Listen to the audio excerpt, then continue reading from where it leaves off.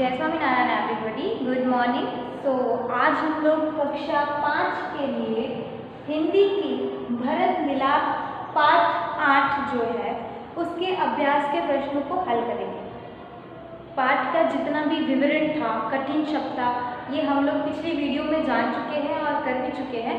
तो आज की वीडियो में हम लोग भरत मिलाप के अभ्यास के प्रश्नों को हल करेंगे। लेकिन अभ्यास के प्रश्न को हल करने से पहले पाठ में दिए गए कुछ मुहावरे हैं, ठीक है, जिनके बारे में हम जानेंगे, उनके अर्थ को और मुहावरों को किस तरह वाक्य में प्रयोग करना है, ठीक है। सो पहला मुहावरा है सावधान हो जाना।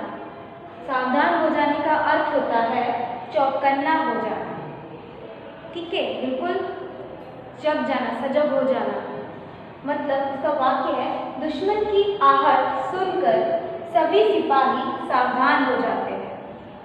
अगर सिपाहियों को ये पता चल जाता है कि दुश्मन हमारे ऊपर आक्रमण करने वाला, तो बिल्कुल वो लोग चौकन्ने हो जाते हैं, सावधान हो जाते हैं, ठीक है, अपनी अपनी पोजीशन ले लेते हैं, अपने हथियारों को तैयार कर लेते हैं और खुद भी तैयार हो जाते हैं युद्ध लड़ने के लिए, ठीक है। दूसरा है उत्तेजित होना, काफ़ी गुस्से में आ जाना, अचानक से, क्या है, गुस्सा हो जाना। इसका अर्थ क्या होता है, गुस्सा हो जाना।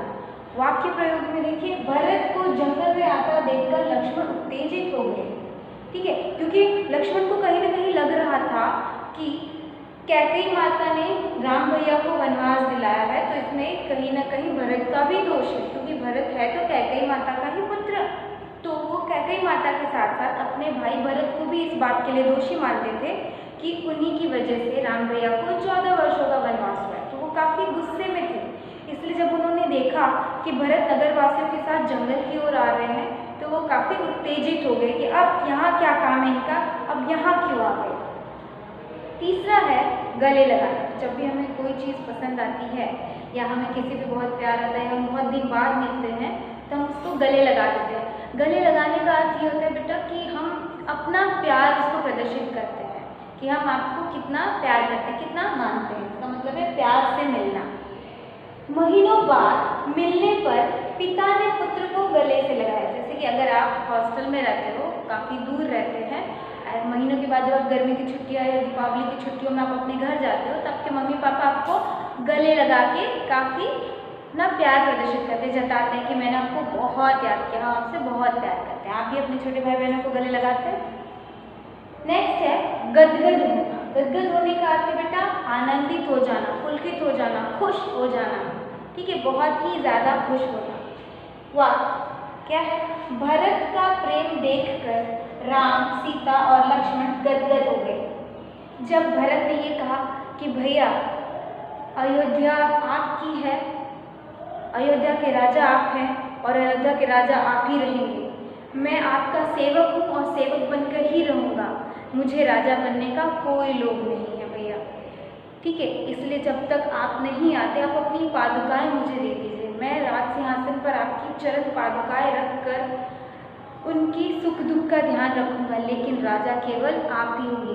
भरत के इस भाव को देखकर, ठीक है, इस प्रेम को देखकर राम, लक्ष्मण और सीता सभी लोग काफ़ी गदगद हो गए, खुश हो गए कि भरत कितना प्रेम करता है हमसे। लक्ष्मण को भी एहसास हुआ कि मैं झूठ ही भरत को दोषी मान रहा था और वो क्षमा प्रार्थी हो जाते हैं, ठीक है। तो ये था मुहावरे और उनके अर्थ। तो अब चलिए अभ्यास के प्रश्नों को हल करते हैं। चलिए अभ्यास के प्रश्नों को हल करते हैं। तो पहला प्रश्न है, भरत को आते हुए देखकर लक्ष्मण को क्या शंका हुई। लक्ष्मण काफ़ी गुस्से में थे, भरत से काफ़ी नाराज भी थे, तो उन्होंने भरत को आते हुए देखकर उनके मन में पहला ख्याल क्या, उनको क्या शंका हुई, क्या सोचने लगे। तो भरत को आते हुए देखकर लक्ष्मण को शंका हुई कि शायद वे लोग लड़ने आ रहे हैं। इतने सारे लोगों को और सैनिकों को लेकर अगर भरत जंगल में आ रहा है, तो निश्चित ही वो मेरे राम भैया से युद्ध करने आ रहा होगा। ऐसी सोच लक्ष्मण के मन में आती है, तो उसे शंका होती है कि शायद वो यहाँ पर युद्ध करने हेतु आ रहे हैं। दूसरा प्रश्न है, राम को देखकर भरत ने क्या किया। जैसे ही भरत ने राम भैया को देखा, उनके निकट पहुँचे, भरत ने क्या किया।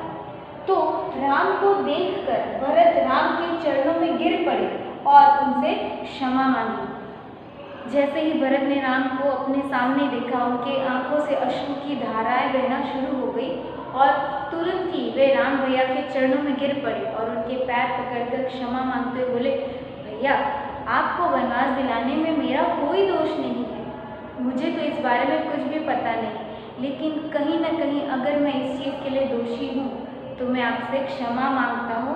आप मुझे क्षमा करें और अयोध्या लौट चले। अयोध्या के राजा आप हैं और आप ही रहेंगे, नगरजनों के राजा आप ही हैं, इसलिए भैया अयोध्या लौट चलिए। तीसरा प्रश्न है, राम अपना वनवास क्यों पूरा करना चाहते हैं? जब भरत ने उन्हें काफ़ी मनाने की कोशिश की कि आप अयोध्या लौट चलिए प्रभु, फिर भी राम ने यानी श्री राम ने उन्हें ये मना कर दिया कि मैं अयोध्या अभी नहीं लौट सकता, मैं अयोध्या पूरे 14 वर्ष के बाद ही लौटूंगा जब मैं अपना वनवास पूरा कर लूँगा।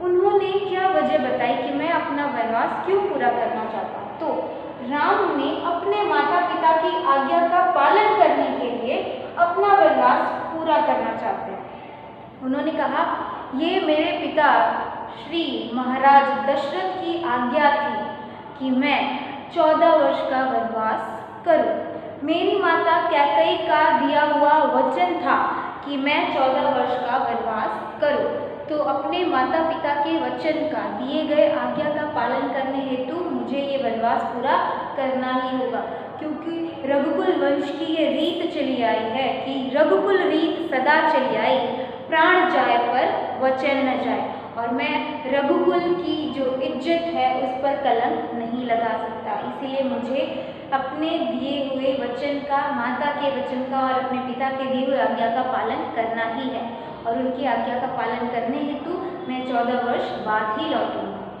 ठीक है, तो अगला सवाल है, चौथा प्रश्न है, राम ने नगरजनों से क्या कहा?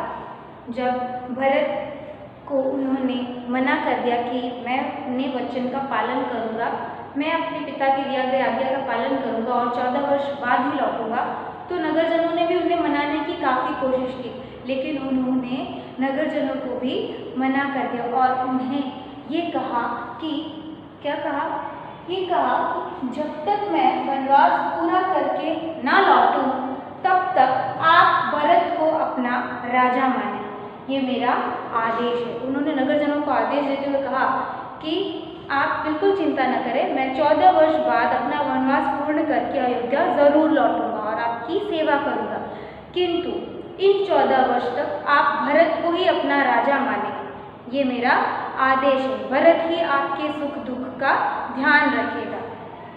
पांचवा प्रश्न है, ये आपके लिए है कि यदि आप भरत की जगह होते तो आप क्या करते? यदि आप भरत होते तो आप क्या करते?